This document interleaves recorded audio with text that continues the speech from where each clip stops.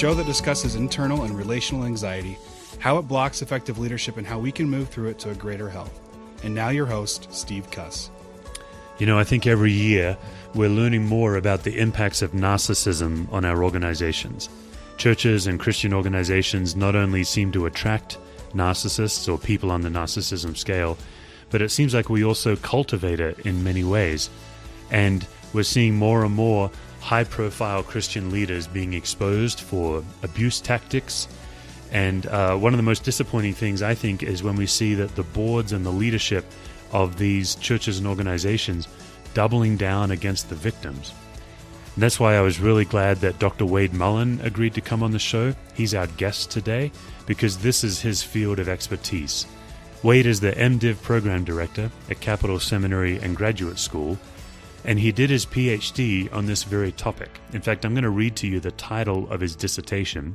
It's Impression Management Strategies Used by Evangelical Organizations in the Wake of an Image-Threatening Event. And what I really appreciate about Wade is not just that he has a PhD in this topic, but it's also very personal for him, as you'll hear in this episode.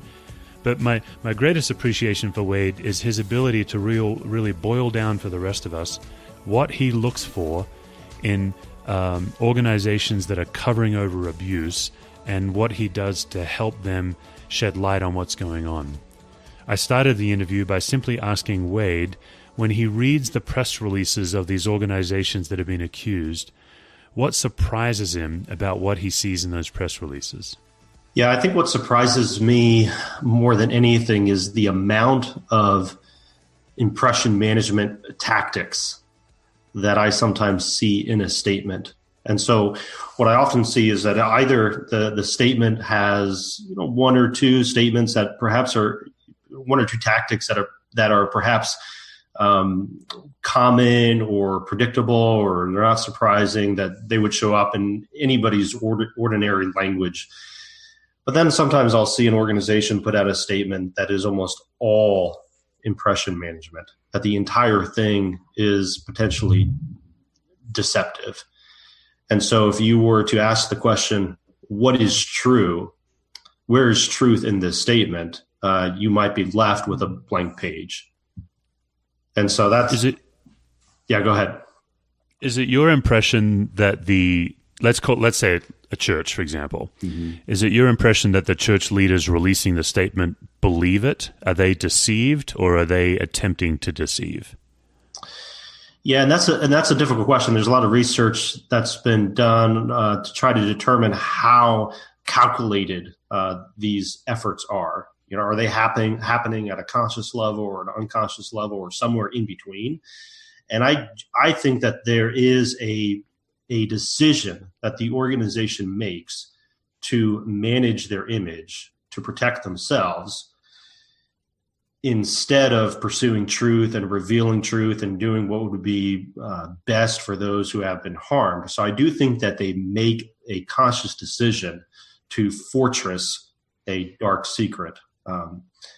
But what I have come to believe is that as I read these statements and I see, let's say 20 or so different tactics in just a short statement, I find it hard to believe that those tactics are being used in a very strategic and calculated manner. When I see that, when I see a body of content that is all impression management, and you might have multiple tactics in just one sentence. And I walk away from that, reading that, thinking there's no way that the author is this calculated. And so I believe that the author of these statements, and it could be a team of people or it could be one person, if it's just filled with impression management tactics, one after another, and they're all used in an interchangeable way, that it's likely that person, that author, developed a script along the way. So they learned over time what works, what doesn't work. And that almost becomes second nature for that person, so that they are intuitively using these tactics almost in an automated way. And there is, I believe, this decision that they are making to protect themselves. But I wonder if the practice of managing their image, managing the impressions people are forming of them has become so habituated, so second nature, that it becomes almost an automated process that they don't necessarily have to sit down and calculate. I really think one of the gifts that you offer is you have a hair trigger to notice these impression management tactics. You offer definitions. It is like you expose it. What is it you're looking for? Yeah, I'm looking for the language. So what I see is a language, and I believe evil has a language, and a language is just a system of rules. And one of the reasons why I think we are so easily duped by those who are using these tactics in very deceptive ways is because they are operating with a set of rules that they're not sharing with us, or perhaps we're not aware of, or we don't see. And so they sort of have a leg up on us. And so when I'm looking at a statement, I'm seeing almost another language. But as I've been learning what these tactics are and have been giving them labels and defining them, it's as if this hidden language comes up to the surface, and that's when I'm able to see. Yeah. How did you become so fluent in impression management? How are you able to understand it? Yeah, well, there's a whole body of research that's been done on impression management. One of the key proponents of impression management is a man named Erving Goffman. Late Erving Goffman, he was a Canadian sociologist, and he wrote a book called The Presentation of Self in Everyday Life. And so ever since he came out with that book, a lot of researchers have unpacked his what's called a dramaturgical theory. So he said we're all engaged in this drama, this performance as we go throughout our days, and we're managing the impressions people are forming of us via this performance. And so researchers over the decades have tried to unpack specific ways in which we perform, specific tactics that we use. And so for my PhD dissertation, I dove into that field and began to learn all these various tactics. And then for my own research, put together a taxonomy, these categories of tactics, and began to understand them, began to apply them to content that I was reading. But then also for me, while I was going through this PhD work, I was also going through a very serious crisis at the church that I was a pastor at, and multiple abusers involved in that and in my life. And I began to see that the tactics that I was learning and reading about in the research were also the tactics that the abusers in my life were using. And so I became deeply invested in this topic, and in wanting, not just for the sake of the academic research, but also for the sake of my own personal life, to be able to see these tactics, see this language as I was facing it in real time. So let's get into some of the definitions. Could you explain for us gaslighting and supplication? Yeah, and gaslighting, isn't a term that I really became familiar with until after I completed my PhD work. So it's not a term that showed up in the academic literature that I had read. But from what I understand, gaslighting is an attempt to cause the other person, the target of your behavior or language, to be confused, to doubt their own reality, to be lost. And I think that's one of the primary goals of impression management and deception, is to cause confusion in the other person, because it's easier to control a person who is confused. And so one of the ways in which people do that is through a specific tactic called supplication, where a person who perhaps is trying to protect their image Perhaps it's a pastor, let's say, who has received a lot of criticism from attendees. Perhaps people are shining a light on his anger, some kind of domineering behavior. And the board meets with him to discuss this. And they ask, can you please give an account of your behavior? And he might use supplication. He might pretend or act as if he is this lamb who's been hurt by others, or perhaps he's been under a lot of stress, or perhaps he's been sick, or any number of things that would cause the people who have power over him, the board members that are around him, to see him with compassion and sympathy, and then extend help to him. Okay, so he's in need of their help. He's in need of their favor. He's in need of their approval at this moment because people are starting to raise concerns. And so one way that he might manipulate that board is through the use of what's called supplication. Is that also, Wade, when you write about a leader being a lion and a lamb, is that the same idea? No, so I use the image of a lion to describe the impression management tactic of intimidation. And so going back to that example of the pastor in the boardroom, it's unlikely that that pastor, if he's being asked to give an account of his behavior, is going to act like a lion in that boardroom, because that may not fly with certain people. Now, there are pastors who over time have taken control of their board, and they can be domineering even towards them. But let's say, for example, this is a good board and the pastor's not going to get away with threatening them. But he might feel as if he can get away with that intimidating behavior when he's engaging with those who have less power. And so perhaps he's been threatening and intimidating towards a subordinate.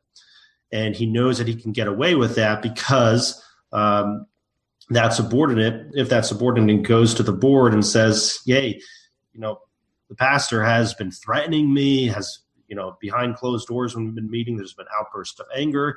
Well, the board, who has only seen supplication, who's only seen the lamb, might say, we haven't seen any of this. And so a person who is in a position of power, who is deceptive, who is trying to manage their image, they can act like a lion when they're around those who have less power than them, and then go and act like a lamb when they're around those who have more power. Yeah, and if I'm understanding you right, the lamb side that they show is the supplication side? Yes, yeah. So it's pleas. They're pleading for help. If only you knew the trouble I'm dealing with and all of that. Right. Yeah. I worked for a guy that very much fits this description. Yeah, the crazy making side that you talked about, you'd go home thinking you were the problem. Yeah. And it took me a long time. It actually took me, I'd been working with him for a while, when I realized he paints a clear target for you, and then when you hit it, he punishes you. Mm-hmm. It was quite a crazy making move, but he definitely had the lamb-lion thing. The people above him didn't see what the people below him saw. Right. It was very difficult for the people below him to show the people above him what was going on. Yeah, and I think that's intentional. So the person, often subordinates, not only feel confused because they're seeing behavior, they're hearing words that perhaps they don't expect from their pastor, but then they also feel stuck, they feel trapped, they feel captive, because when they go to those who have authority over that pastor, or if they talk to anybody who has only seen a positive side of the pastor, then they're met with disbelief, and then they don't know what to do with that. And so they feel both confused and they feel trapped. And that's a hard place to be in. Yeah, it really is. Yeah. Another metaphor you use is one of shoe polish. You talk about polish and tarnish. Mm-hmm. Could you explain that for our listeners? Yeah, sure. So what often happens in impression management is the person who, and I've only seen these kind of tactics in those who have learned the script pretty well. And so what people who are highly practiced in deception might do is start making connections to those who are indirectly related to the situation. And so perhaps somebody who in some way they have an association with.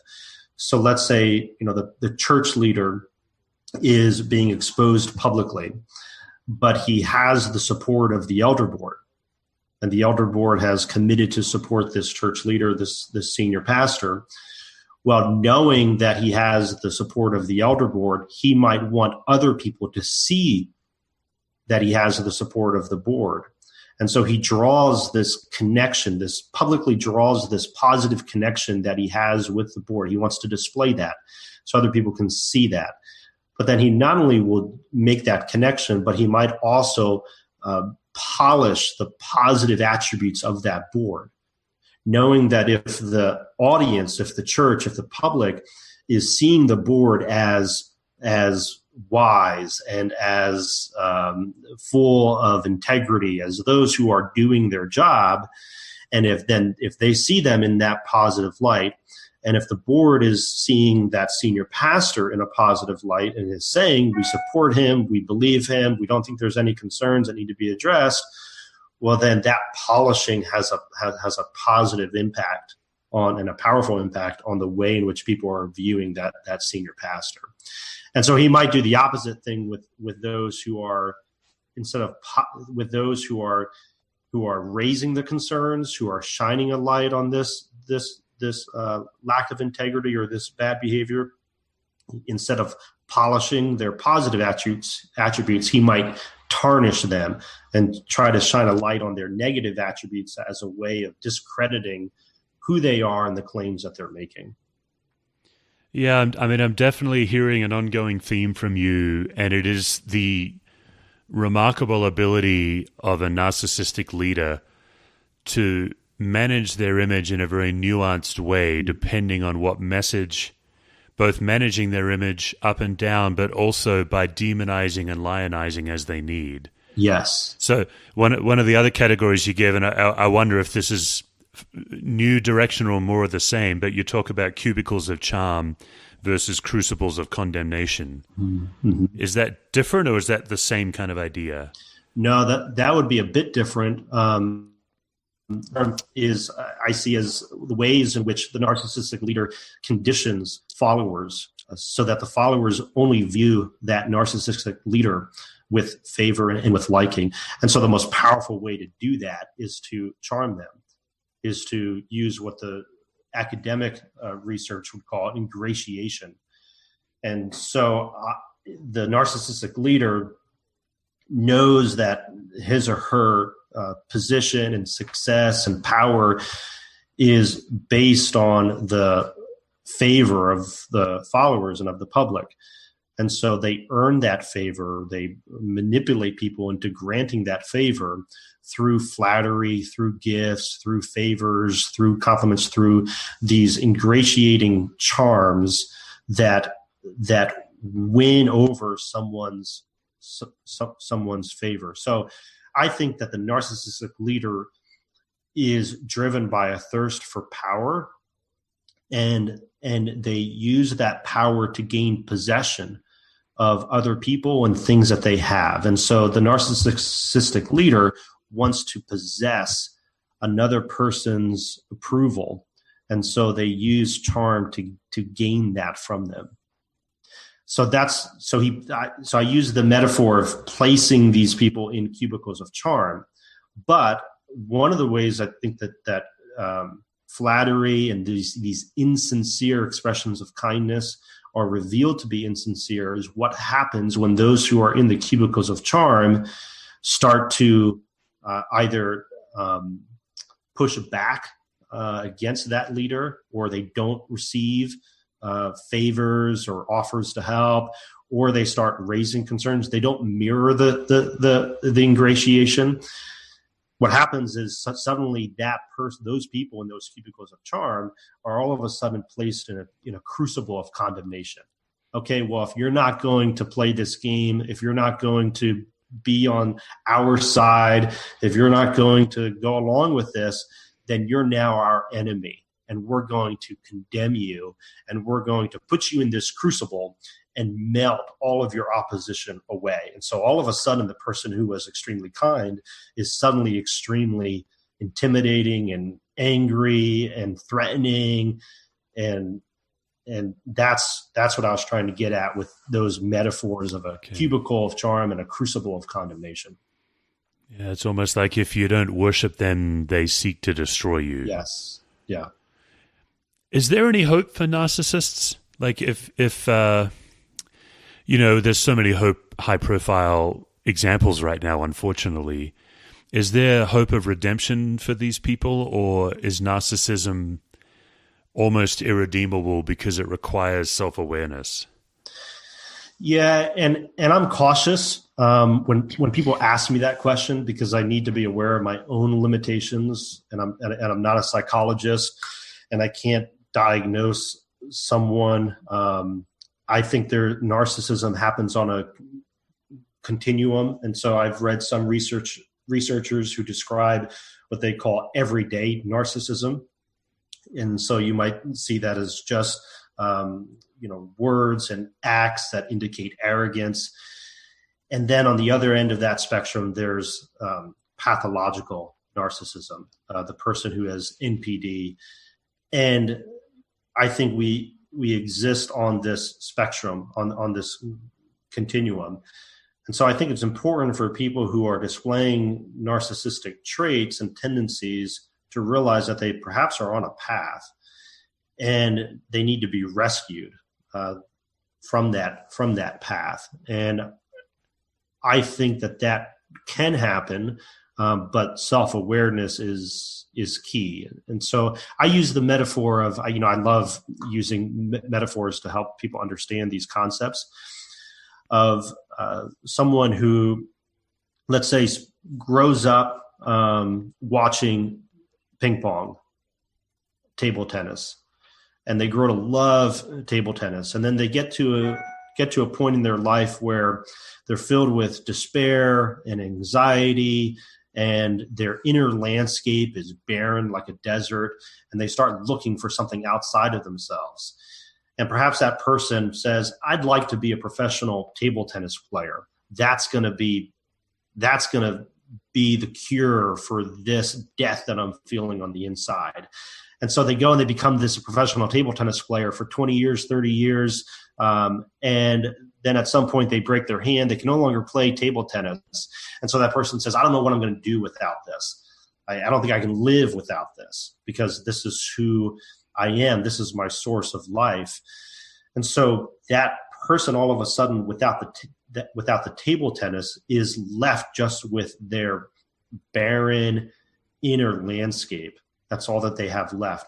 But it's my theory that often what we see in those who are narcissistic and occupy positions of power is that their inner landscape was barren to begin with. And they went after that position. They sought that position as a way of fleeing that desert that exists on the inside. And so I think the hope for that individual is to remove themselves from this external life that they've built, where they're searching for all of their answers, and to look again at this inner landscape. But they're so interior in their interior life, they're so underdeveloped and malnourished that in some ways they have to become like a child. And for the narcissistic person, that might feel like death to them. That's the last thing that they want to do, is humble themselves to the point of becoming like a child. It seems like so many church leaders that get exposed, particularly some of the more nationally known ones, mm-hmm. It seems to me that they shortcut this process and very quickly find another church. I think that's what you're getting at. Right. I think they do, because I think they overestimate their own recovery. I think it's better for them to go back and often they can only do this with the help of outside professionals. So it's not even enough for them to just confess and become aware of their own problems. They need to go and submit themselves to experts and say, here's what I know to be wrong, but you show me what is really going on. Which they seem to do for a short while. Most of these people do publicly talk about their therapy or their recovery, but it does seem to be healed very quickly, I guess. Yes, right. And that's why I like using the analogy of becoming like a child, because there has to be this slow developmental aspect. And I think as part of that, they need to remove from their minds, and other people need to remove this from their language as well, the assumption that they're ever going to be back in a position of power. But what I often see is that they enter into that period of recovery with the hope that recovery will include a restoration to that position. And right. It's almost like, let's take a preacher. It's almost like for the preacher, the pulpit is the bottle. Like there's an addiction. Yeah. And an alcoholic can never drink again. Right. But the preacher really does believe he or she, usually he, can preach again. Right. And then they end up being restored to their vice. And so I think that's why they have to go back to the beginning sometimes and ask, why did I enter into this position, this field to begin with? And that's a hard question to ask and a hard question to answer. But they need to do that. They need to do that work. And they need to ask the question, once they get out of that, who am I without this? And am I okay if I never get this back? And that's why I think it's healthy for them to assume that they never will. And if I'm going to be small time, if I'm going to have a small time job and a small time play, and for the narcissists, they don't want to be small time. But if they can reach a point where they say, if I'm small time, that's okay, because it doesn't matter what other people think. Wade, I'm listening to you, and part of me is saying, this is so incredibly helpful, and part of me is saying, you are a bleak man. Like this is this is discouraging. Yes. Yeah, and it is bleak. And so you have to go, when somebody had said this to me at one point, that you have to go through what feels like death if you want to live again. And so you have to embrace that bleakness. I think if you're in that state, you have to lean into that. You have to embrace it. But if you do that, I believe that there's beauty in life on the other side. And then also I do work in, these bleak settings, and I'm researching these behaviors that are used by abusers, and I'm talking and trying to help those who have been victimized by these abusers. And so that is dark. And so one thing that I've learned that I need in order to maintain this work, and also to maintain a proper and healthy perspective, is to get glimpses of beauty. And so to find ways in which I can gaze at beauty.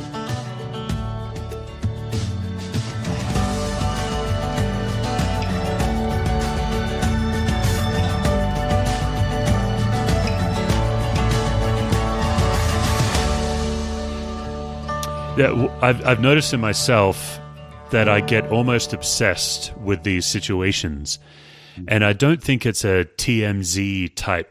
I don't think I'm attracted to a train wreck.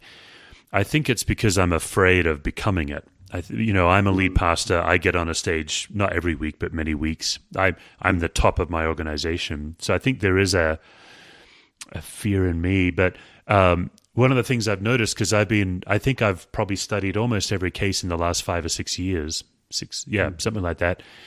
I've unfortunately been able to tell you who the author is of the PR statement. There's actually a Christian firm that these churches bring in to basically perpetuate known lies. What's your reaction to that? Why in the world is there a Christian firm that's coming into these churches and actually helping them cover up? Yeah, I mean, and that's a sad reality, and it's an indicator of perhaps where we're at as a church.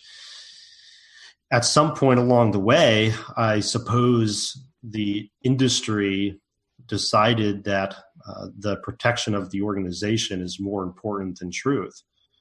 And enough people agree that that's a higher value, that there were those who made a career out of helping people protect those disruptive truths.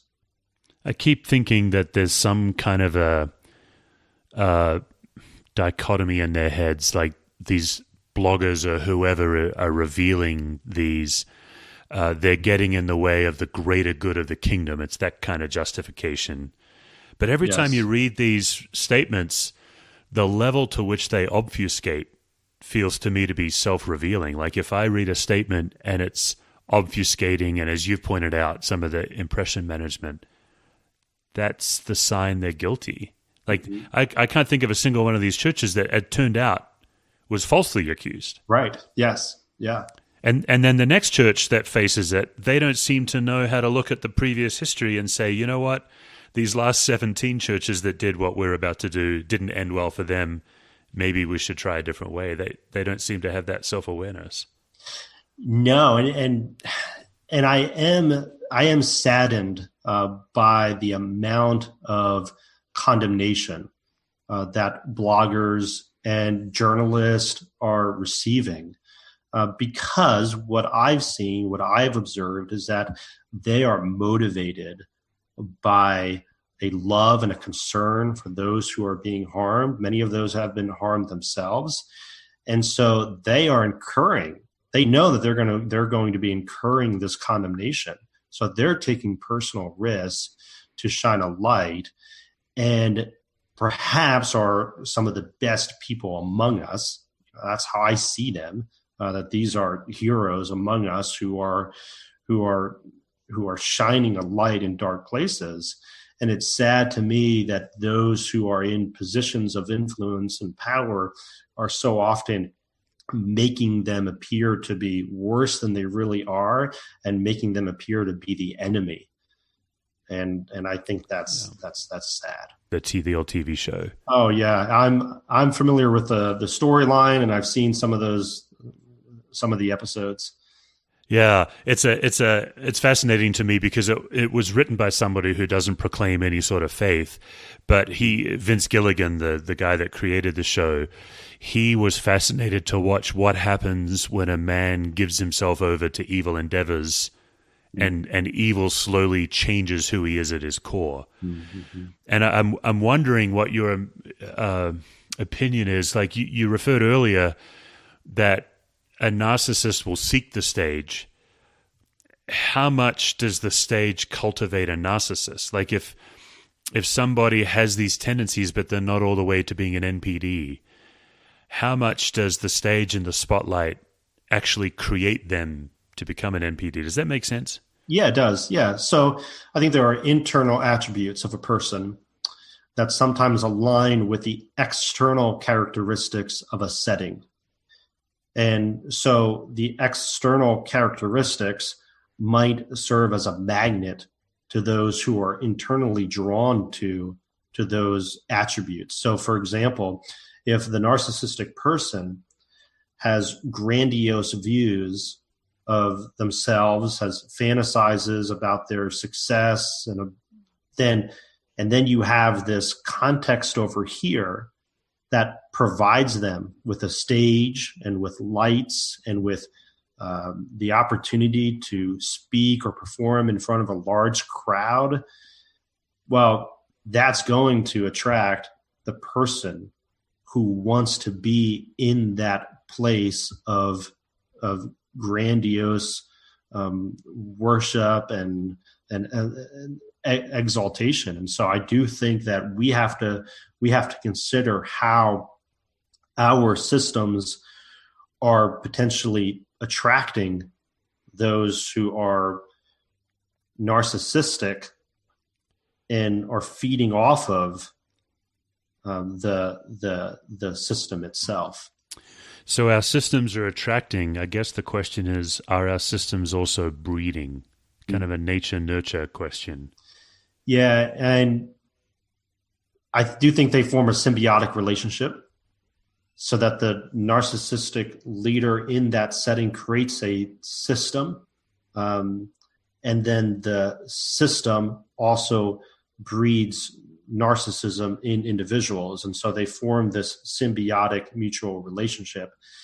So I can give you another metaphor that might take a couple minutes, but let's say you go into a coffee shop and there's a person in that coffee shop who's watching a movie, and there's a bunch of people sitting around that person. You sit down next to that person. They're watching a movie, but they don't have headphones on.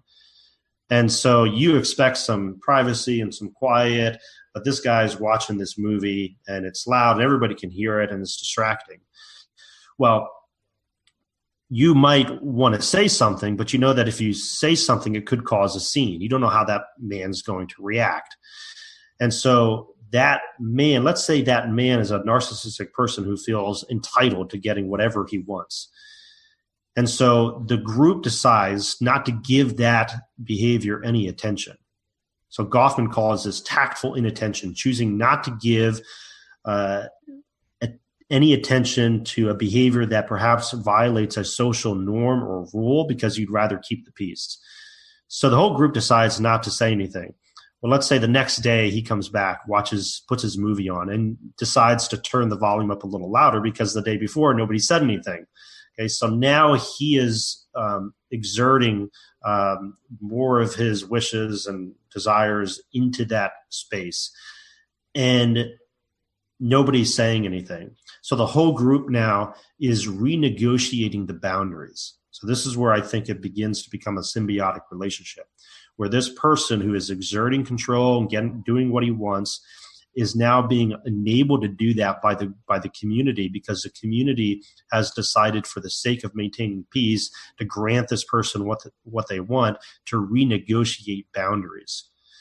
And so that I think begins a process in which the narcissistic person, let's say the movie watcher, begins to do whatever he wants. And so we create systems that allow for this. So let's say that movie watcher isn't just an ordinary person, but is also the pastor in the town that all the people love. Well, then they're even less likely to say anything. Or let's say that it's not just a random coffee shop, but it's a coffee shop that's in the church, that the pastor is perhaps the person in charge. And so now everyone has a role to play in relationship to that pastor, and they might feel as if, and they might have been conditioned to believe, that part of being a good Christian is not saying anything about him watching this movie. Especially if he's the one that hears from God for the rest of us. Yeah, exactly. So I think all of these factors converge to create this environment in which the narcissistic person is able to get what he or she wants, and then the community renegotiates boundaries to allow for that. Okay, so I'd like to see if we can be helpful to two types of listeners. What is your advice to somebody who's listening to this and they're thinking to themselves, that's my boss, or that's my boss's boss? What's the next couple of steps they can do?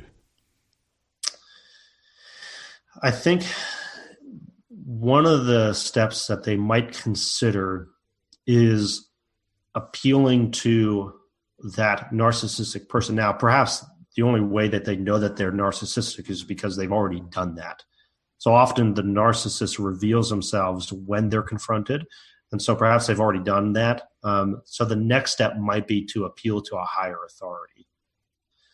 And so I think a good principle of ethical followership is to ask the question, is there another authority that I can appeal to?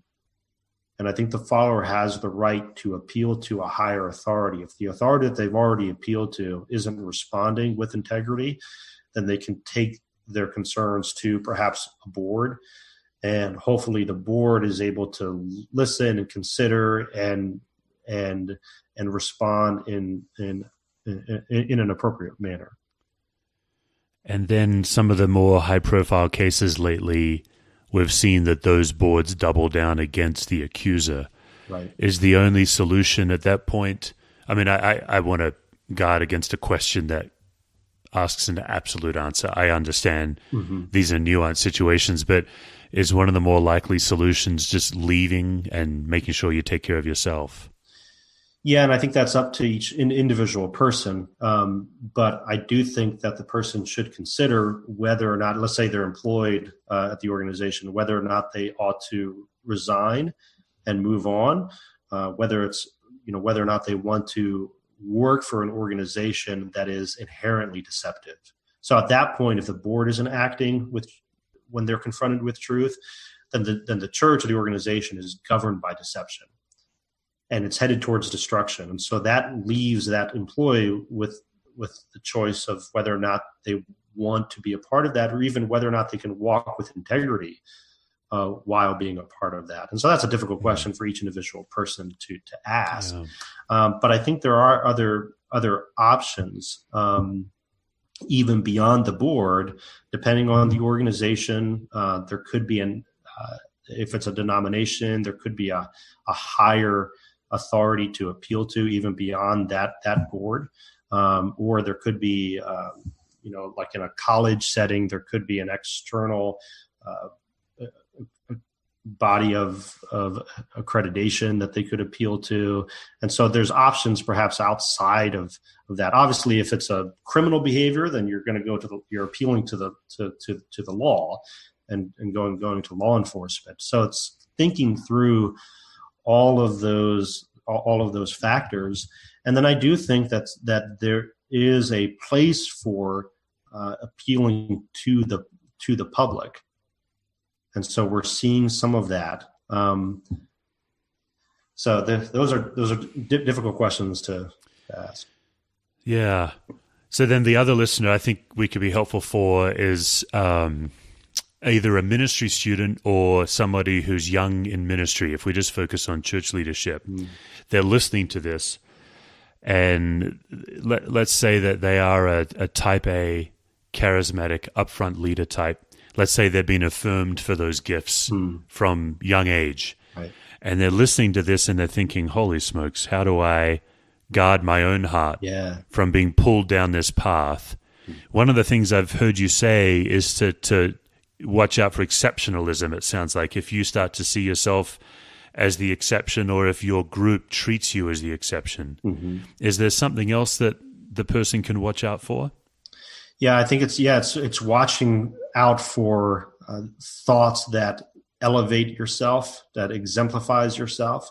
So, and a lot of times people will say to you, "Well, you are a leader. You're a born leader. You're a natural leader." And I would caution against even saying that about yourself. Perhaps let other people say that, but if you find your identity in being a leader, let's say, or being a pastor, or being in a position, then I think that can be dangerous and unhealthy. Because what do you do when you don't find yourself in that position? Well, if that's what you've been clinging to, then when you no longer have that, you're left wondering, who am I? Yeah, maybe your invitation earlier to cultivating that interior life and to going through that death and resurrection process, that's something a young leader, a young ministry student can begin. Yeah. I wasn't taught that, I don't think, until later. I think in some ways I had to learn it through survival, Yeah, it's recognizing that your first call is to follow Jesus. That's the first call in your life, not to be a leader of others. Yeah, I know in my own life, I've shared this on the podcast before, but for me, it's a constant wrestling between my identity as God's beloved child and my identity or my role as God's employee. Yeah, and they do seem to be in tension to me, and I find myself having to fight to remember where my identity is rooted versus the way I relate to God. Right. And sometimes it's helpful then to go back to your roots, and recognize, this is who I am. And I think those who are young perhaps often don't take the time to do that. But I think it's important for them to continue to cultivate that inner life. And as they see their external kingdom, so to speak, growing, that on the inside, they're remaining like a child. They're remaining humble. They're submitting themselves to others. And oftentimes that inner life becomes neglected because the younger person who's seeing a lot of work coming their way and praise only is cultivating the outer landscape.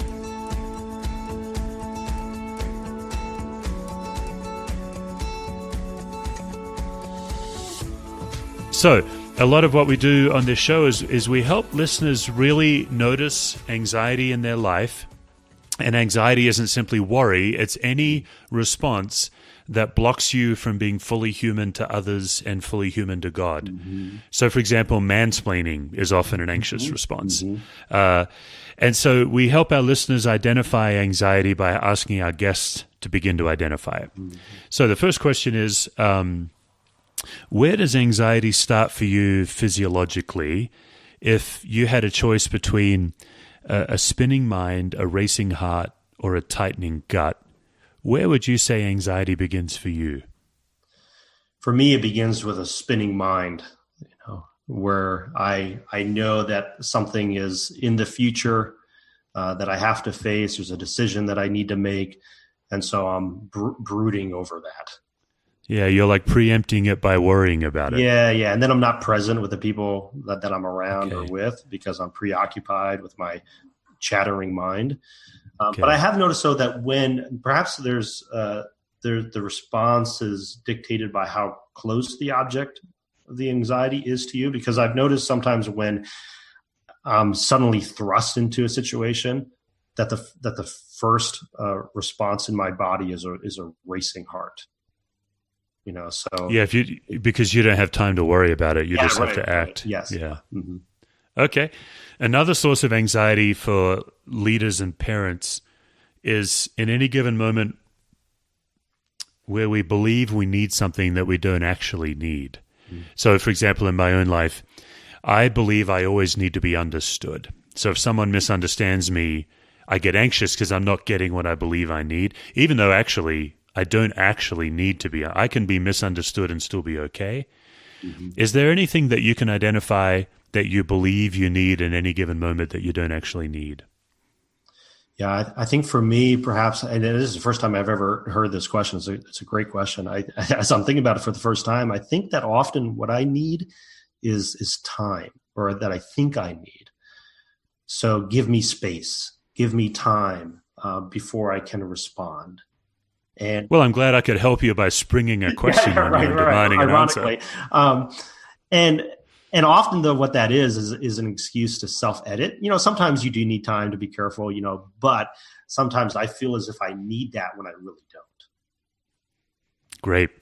This next question is actually somewhat related to your field of expertise. I believe a great source of anxiety, particularly for a leader, is making a mistake in front of other people. Mm-hmm. Because if you are in a leadership role, and our listeners are mostly leaders and parents, we'd categorize a parent in a leadership role, all of your mistakes are done in front of other people. Yeah. If we wipe away the kinds of mistakes that should get you fired, exposed, or in jail, we're not talking those mistakes. Mm-hmm. We just mean a well-meaning blunder. Would you be willing to share a recent mistake you made and what you had to do to recover from it? Yeah, this is fairly recent, maybe just a few weeks ago. I had been working with another man in another organization on a long project involving two organizations that we were each a part of, and together we were developing a report that we were going to submit to the heads of both organizations. And so I was, at the end of the day, in charge of finalizing this report and sending it to both heads at both organizations. And so we met the deadline. I sent the report, and then a few days later realized that there was a mistake in that report. And it wasn't just a typo. It was a single number, but it's an important number, a number that decisions are going to be based on. And so I saw it and I realized I need to correct this. And not only do I need to correct it, but I felt like I needed to apologize for not being more careful. It wasn't just a typo. It was a mistake that could have been avoided had I taken just a couple extra steps to check and to be careful. And so I had to write, I remember being anxious about this because you don't know, when you apologize, you are vulnerable because you're putting yourself at the mercy of other people. And when That's you put right. yourself at the mercy of those who have power over you, that's even, for me, even a more of an anxious place to be in. So I had to write to them and say, here's a corrected report. I'm sorry. Here's what needed to be corrected. I should have been more careful. And they were very gracious, and they wrote back and they said, well, we're thankful that you are taking the time to get this right, or committed to getting it right. But I had to wrestle through that, sending that email, not knowing how they were going to respond, waiting for this response. Yeah, it's a great example. Thank you. Yeah. We also spend our time on this show, some of the time is talking about internal anxiety, but some of it is teaching people how to notice anxiety in a group. So one of my theses is groups catch anxiety the way you catch a cold. It's always contagious. Could you give us an example of where you have seen anxiety spread in a group? Yeah, I think for me, the most palpable environments that I've been in where anxiety seems to spread is in a very tense meeting where somebody's being confronted. And so I've been a part of a fair amount of those, and some even recent. And somebody often the person who's being confronted or exposed suddenly starts yelling or gets angry or starts pounding the table. And you can tell just the anxiety is now spreading in the room. And I've learned that in that moment, it's important for me when I respond to that individual to stay calm and to not mirror the aggression. And that's difficult to do. It's to kind of keep breathing and just respond with truth and love. And that also, though, kind of reestablishes the mood in the room. If you can. Yeah, you're describing what's a technical term in systems theory as differentiation. And the more everyday term will be a non-anxious presence, because typically the most anxious person in the room has the most power, unless a non-anxious leader can come in exactly as you just described. That's good. I hadn't heard of that. And I'm not too familiar with systems theory. So I'd be interested in knowing, like, if I were to start, where would I start? Yeah. Well, I'm now in a difficult position because my book on systems theory comes out in 2 weeks, and it is meant to be a primer. But I would begin with a guy named Murray Bowen. I'll send you an email with some suggested stuff. And I'll also in fact, now that we're talking about it on the show, I'll put it in the show notes, but I'll send you a really neat 8 to 10 minute YouTube video that I think is the best overview of systems theory and non-anxious presence and differentiation. Okay. But you're already practicing it. This is actually why I love this theory is most people intuitively know it. It's just putting language and tools to what. So you intuitively know not to be reactive to the anxious response. Systems theory just gives tools and help. I think the best thing it does is it helps a person pay as much attention to process as content. So you're not as concerned with the agenda in the meeting. You are equally as concerned with how people are relating. But a lot of people intuitively know that. It just kind of raises it to the surface. Yeah. But yeah, I'll send you some stuff. Oh, yeah. Okay, I've got 2 more questions. I think they're way more fun since this has been a bleak and highly necessary topic. I think one of the ways a person can lower their anxiety is to go on that journey you described, Wade, to go back to that childlike identity. So that leads to this next question of when in your life do you feel most fully loved?